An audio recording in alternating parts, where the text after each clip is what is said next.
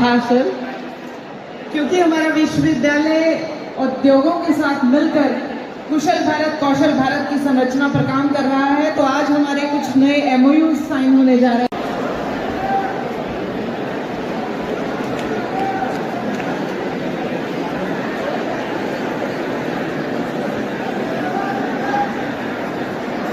विनम्र निवेदन, tutorials point की टीम से हमारे पास जो भी गणमान्य व्यक्ति उपस्थित हैं वो भी मंच के पास आ जाएं।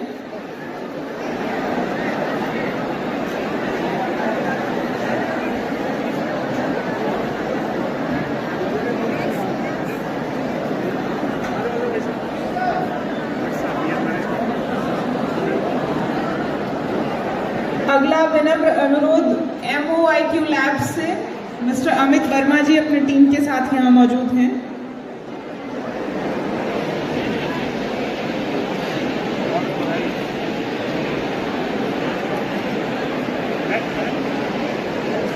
अगला विनम्र निमंत्रण जेनेट्री एबियो लैब से मिस्टर के साहू इंडिया प्राइवेट लिमिटेड।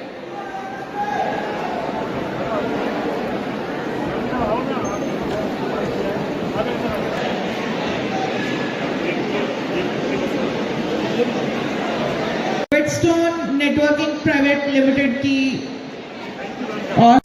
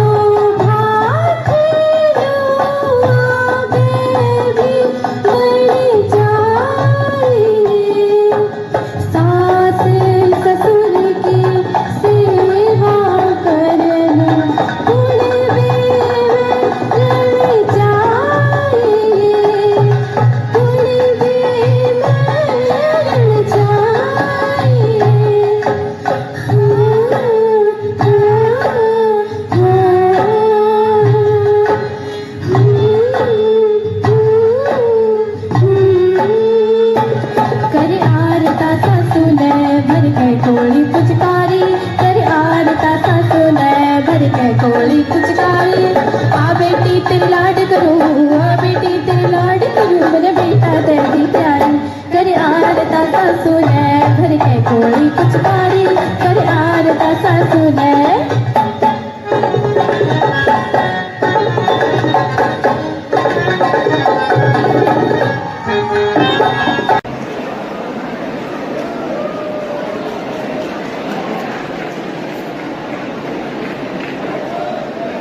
मंच के माध्यम से अगला विनम्र निवेदन यथार्थ हॉस्पिटल्स फरीदाबाद की टीम से डॉक्टर अनुराग शर्मा जी हमारे साथ हैं।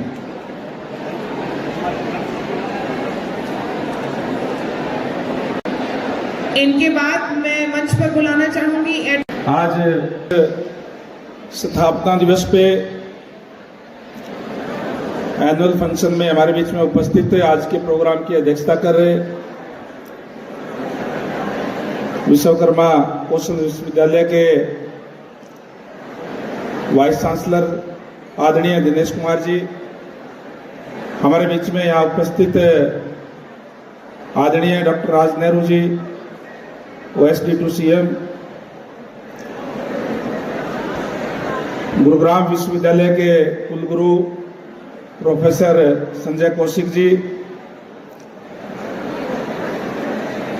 हमारे बीच में यहाँ उपस्थित आदरणीय ज्योति राणा जी और उद्योग जगत से भी कई हस्तियां हमारे बीच में यहाँ है। सभी डीन, शिक्षक, कर्मचारी और हमारे बीच में यहाँ उपस्थित इस विश्वविद्यालय के प्यारे विद्यार्थियों,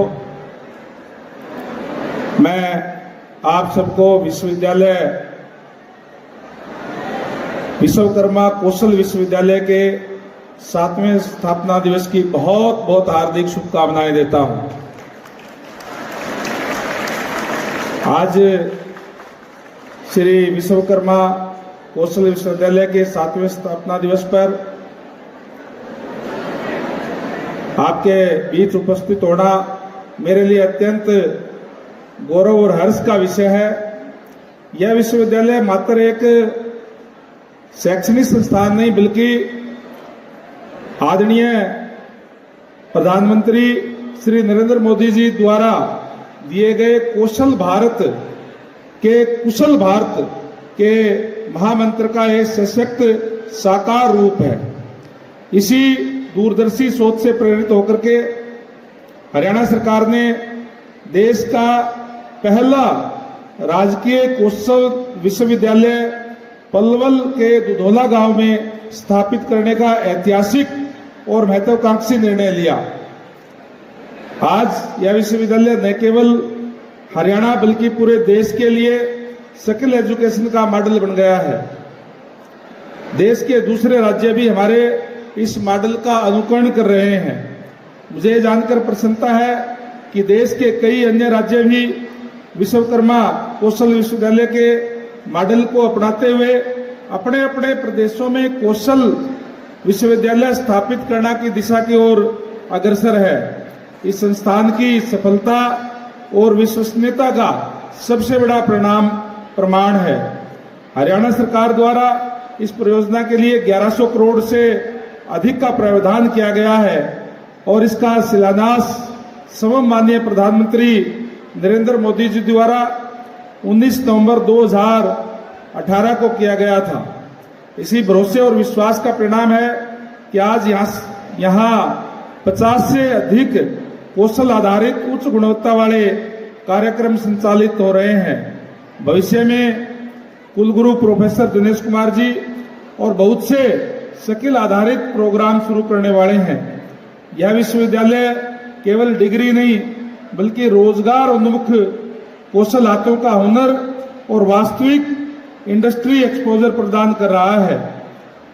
आज भी विशेष रूप से जो उषा कंपनी द्वारा यहाँ एक नया सेंटर का उद्घाटन आज किया गया है। बड़ी खुशी की बात है कि यहाँ हमारे महिलाएं, हमारी बेटियां वहाँ ट्रेनिंग लेकर के और अपना आत्मनिर्भर भारत और आत्मनिर्भर हमारी जो बहनें बने, हमारी जो महिलाएं हैं वो सशक्त बने इस और एक कदम मैं कहूँगा इसमें बहुत सी महिलाएं जो यहाँ ट्रेनिंग लेकर के और अपने काम घर चलाने के साथ साथ अपने कार्य भी करते हुए अपने लिए अर्निंग करने का काम जो है करेंगी।